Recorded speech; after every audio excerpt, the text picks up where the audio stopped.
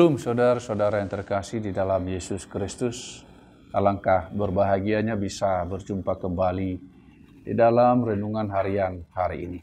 Oleh karena itu marilah kita mempersiapkan hati kita.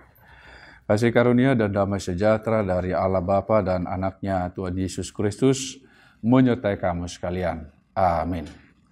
Firman Tuhan untuk kita hari ini dari Kisah Para Rasul 22 ayat 16. Demikian dikatakan di dalam firman Tuhan.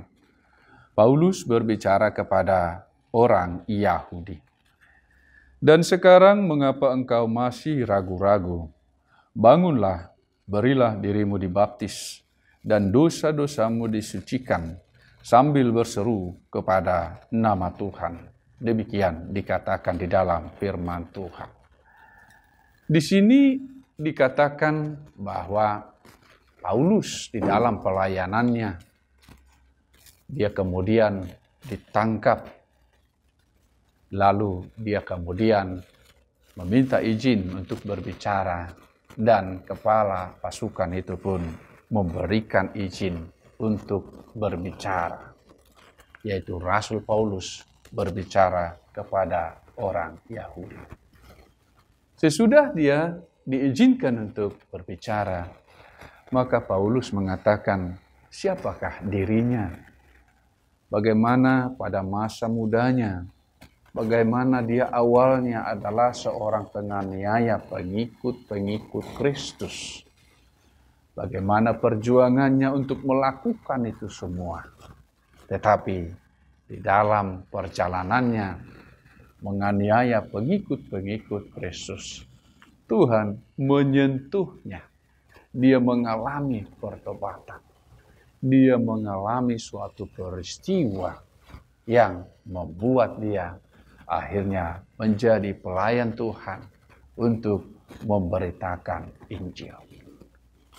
Di sini Ananias dipakai oleh Tuhan untuk menolong Paulus agar dia bisa datang kepada Tuhan, meyakinkannya agar dibaptiskan dan agar sungguh-sungguh percaya kepada Tuhan. Dikatakan, dan sekarang mengapa engkau masih ragu-ragu? Ada masa-masa atau suatu momen tertentu kita harus memberikan motivasi, mendorong seseorang untuk mengambil tindakan iman, agar mereka tidak ragu-ragu, tidak di dalam kebimbangan, tetapi agar mereka berani mengambil tindakan iman. Agar dia tidak selalu mundur di dalam kehidupannya, tetapi maju di dalam Tuhan. Saudara-saudara yang terkasih di dalam Yesus Kristus, Ananias di sini melihat kondisi itu, lalu mendorong Rasul Paulus untuk segera dibaptiskan dan untuk menyerukan nama Tuhan agar dia memperoleh keselamatan. Perlu keberanian dari setiap orang yang percaya, dari setiap kita menolong orang lain, mendorong orang lain untuk hidup di dalam Tuhan. Ada banyak hal yang membuat seseorang menjadi ragu, mengambil tindakan iman. Bisa saja karena pengetahuan mereka terbatas, ataupun mereka tidak bisa menerimanya dengan hatinya. Tetapi ketika kita yang ada di sisinya mendorongnya, maka dia kemudian berani mengambil tindakan itu. Saudara-saudara yang terkasih di dalam Yesus Kristus, ada masa tertentu seseorang yang kita lihat juga, dia hidup di dalam kejahatan pada masa mudanya. Tetapi kemudian dia berubah, bertobat, dan menjadi orang yang sungguh-sungguh melayani Tuhan, atau sungguh-sungguh hidup di dalam Tuhan. Di dalam Alkitab atau kitab suci kita, itu sudah dituliskan, yaitu tentang Paulus yang pada awalnya dia menjadi seorang penganiaya pengikut-pengikut Kristus. Tetapi kemudian dia menjadi pelayan untuk memberitakan Injil itu. Tidak ada yang mustahil di dalam Tuhan. Bagi Tuhan tidak ada yang mustahil. Sehingga kita masih punya harapan. Dan tangan Tuhan selalu terbuka kepada kita yang mau datang kepadanya. Tidak perlu ragu-ragu untuk menerima Yesus sebagai juru selamat kita. Dan ini yang menjadi perhatian setiap kita orang yang percaya.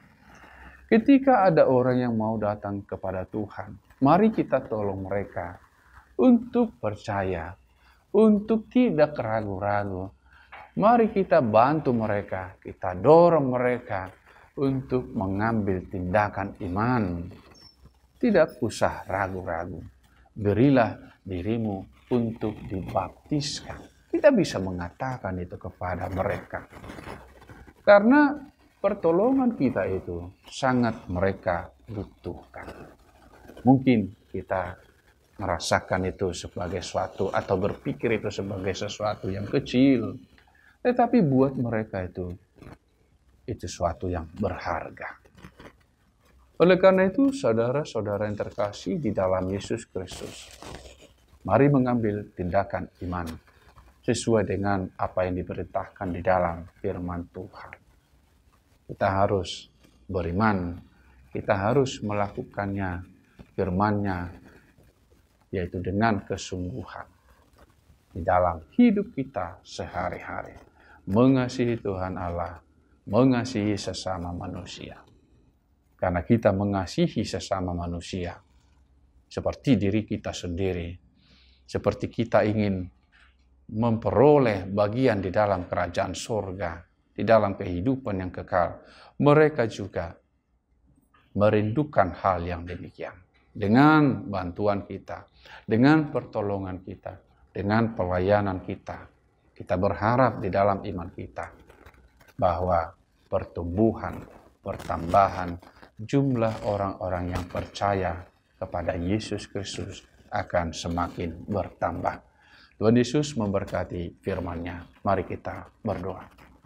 Allah Bapa yang Maha Kasih, Engkaulah Tuhan yang menjadi tempat kami mengadu, menyampaikan segala permohonan kami.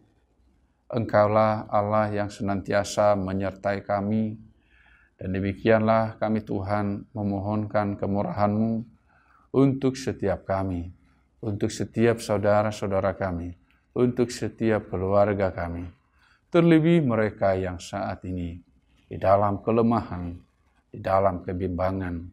Biarlah Tuhan Engkau menolong mereka. Biarlah Engkau ya Tuhan, kalau memang kami yang Engkau pakai untuk menolong mereka, Engkau pakailah kami ya Tuhan, sehingga mereka berani mengambil tindakan iman, berani percaya kepadamu, meskipun ada berbagai banyak kesulitan atau hambatan yang saat ini mereka alami. Kami percaya segala yang berasal dari Tuhan adalah baik.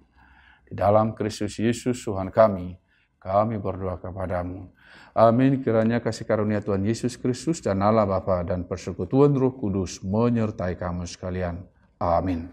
Shalom saudara-saudara yang terkasih di dalam Yesus Kristus. Tuhan Yesus memberkati firman-Nya.